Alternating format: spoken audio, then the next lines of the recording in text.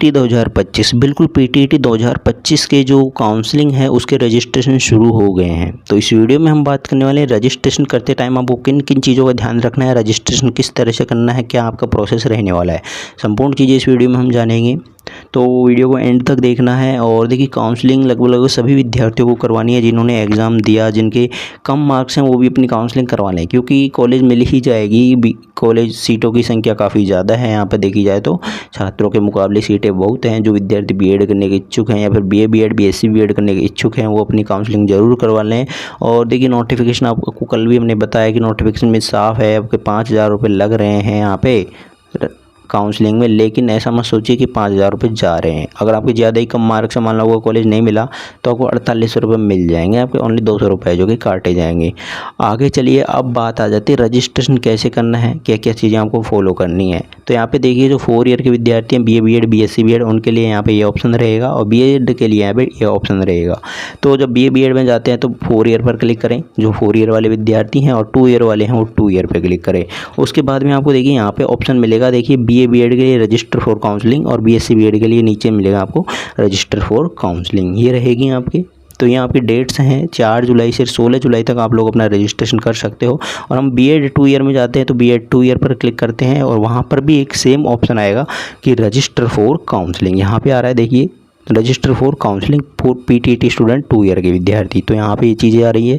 अब आपको क्या करना है, रजिस्टर फॉर काउंसलिंग पर कर देना है क्लिक। जैसे ही हमने रजिस्टर फॉर काउंसलिंग पर किया क्लिक तो यहाँ पे रजिस्ट्रेशन की चीज़ हम फॉलो करेंगे। तो यहाँ पे देखिए अब आपको अपना क्या करना है कि सबसे पहले यहाँ पे रोल नंबर डालने हैं और अपनी काउंसलिंग आईडी डालनी है, name, mother's name, date of birth और पेमेंट ऑप्शन, ये चीज़ें आ गई। और पेमेंट ऑप्शन में देखिए यहाँ पे 2 चीज़ें आ रही हैं, एक तो ई मित्र चालान आप डाल सकते हो, अगर आप लोग ई मित्र के थ्रू आपने भरवाया है तो चालान करवाया होगा। अदरवाइज अगर आप ई मित्र से नहीं भर रहे हो, घर से ही भर रहे हो, तो आपको ऑनलाइन ICICI बैंक है जो कि चूज कर लेना है। और यहाँ पर ये साफ लिख दिया गया है कि roll number should be numeric and valid, और candidate name mother's name should be ही अल्फ़ाबेट ओनली। यानी ऑनलाइन काउंसलिंग से के पहले दिशा निर्देश विज्ञप्ति ध्यानपूर्वक पढ़ लें। तो चीज़ ठीक है। अब यहाँ पे देखिए डेट ऑफ बर्थ भरनी होती है तो डेट ऑफ हम भरेंगे, जैसे कि हमने यहाँ पे भर दी डेट ऑफ बर्थ 6 और हमको भरनी है जुलाई और यहाँ पे 2003। एक हम यहाँ पे रजिस्ट्रेशन कर रहे हैं तो आपको भी अपनी डेट ऑफ बर्थ जो किस तरह से भर लेनी है। नेम मदर्स नेम आपको भरना है, रोल नंबर, काउंसलिंग आईडी भरनी है। बता दें काउंसलिंग आईडी कौन सी है, काउंसलिंग आईडी आपको कहाँ से भरनी है। देखिए जब आप पीटीईटी के रिजल्ट खोलोगे तो आपके मार्क्स दिए होंगे, सेक्शन ए में कितने आए, बी में कितने आए, सी में कितने आए, डी में कितने आए, टोटल मार्क्स आपके कितने आए। इसके जस्ट नीचे आपको दी हुई है काउंसलिंग आईडी, यही काउंसलिंग आईडी आपको यूज करनी है। चलिए इसको हम यहाँ पे से कॉपी करेंगे। तो हमने काउंसलिंग आईडी यहाँ से ले ली है।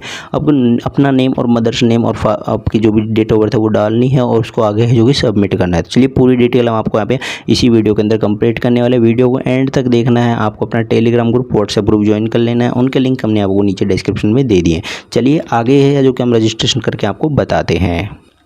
देखिए अपना रोल नंबर, काउंसलिंग आईडी हमने आपको बता दिया, रोल नंबर कहाँ से डालने है, काउंसलिंग आईडी कहाँ से डालनी है। आपको फिर आपका नेम, अपनी मदर्स का नेम और डेट ऑफ बर्थ फिलअप करनी है और यहाँ पे payment option online ICICI bank choose कर लेना और इस लॉगिन बटन पर कर देना है क्लिक। तो चलिए इसको आगे हम लॉगिन बटन पर क्लिक करते हैं क्लिक। हमने यहाँ पे डिटेल सारी फिलअप करने के बाद में लॉगिन बटन पर क्लिक कर दिया है। यहाँ पर है जो कि आपको अपनी डिटेल्स दिखाई देगी।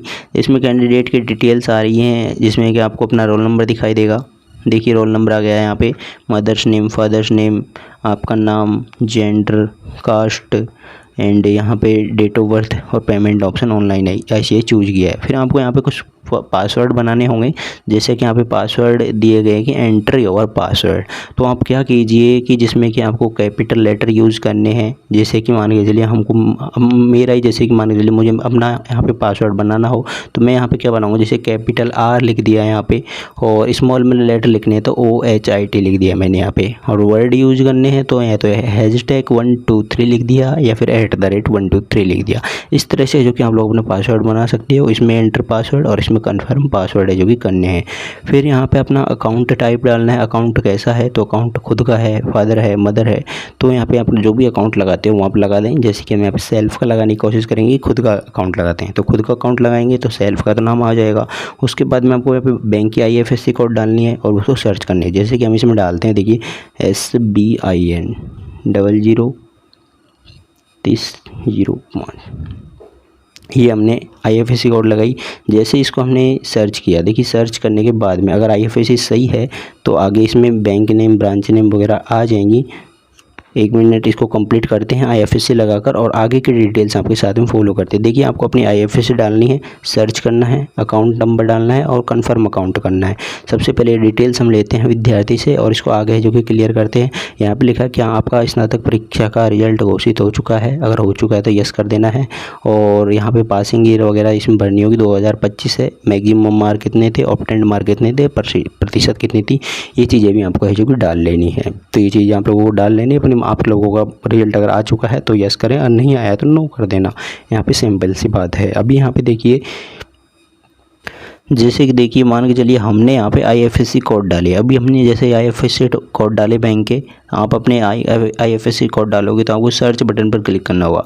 सर्च बटन पर हमने कर दिया क्लिक। जैसे ही आप लोग यहाँ पे क्लिक करोगे तो देखिए बैंक का नाम ऑलरेडी आ जाएगा, जो बैंक का नाम है और जो ब्रांच है उसका नाम आ जाएगा। उसके बाद में आपको अपने क्या करने हैं, यहाँ पे आपको यहाँ पे क्या करना है, आपके जो भी अकाउंट नंबर है वो डालने हैं और बैंक अकाउंट का दोबारा यहाँ पे अकाउंट नंबर डाल देना है। और यहाँ पे अपलोड डॉक्यूमेंट्स में क्या करना है, कुछ विद्यार्थियों को यही कमेंट्स आ रहा है कि सर इस अपलोड डॉक्यूमेंट्स में क्या करें।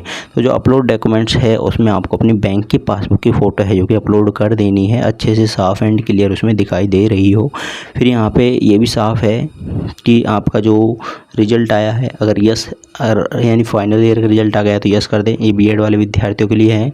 और नहीं आया है तो नो कर दें। और यहाँ पे अपने फाइनल ईयर के कितने मार्क्स से टोटल कितने आए वो चीज़ें भरनी है और उसको आपको नेक्स्ट कर देना है। उसके बाद में आपको 5,000 रुपये का जो कि पेमेंट करना है, 5,000 रुपये लगभग करने ही होंगे सभी विद्यार्थियों को उसमें। उसके बाद में आप लोग कॉलेज चॉइस कर पाओगे। तो जिन विद्यार्थियों ने रजिस्ट्रेशन नहीं किया है अपना रजिस्ट्रेशन शुरू कर दें। अभी जैसे कॉलेज चॉइस स्टार्ट हो जाएगी, आपको कॉलेजों को किस तरह से भरना है, क्या प्रोसीड्यूर रहेगा, वो सारी चीज़ें आपको है जो कि यहाँ पे समझाई जाएगी। चलिए फिर मिलेंगे आगे की आपकी जो PTET रिलेटेड अपडेट्स होंगी वो इस चैनल के माध्यम से दी जाएगी। आपको रजिस्ट्रेशन करने में किसी तरह की कोई भी समस्याएँ आ रही हैं तो आप लोग नीचे कमेंट करके भी बता सकते हैं। आपके हर कमेंट का जवाब आपको इस चैनल के माध्यम से दिया जाएगा।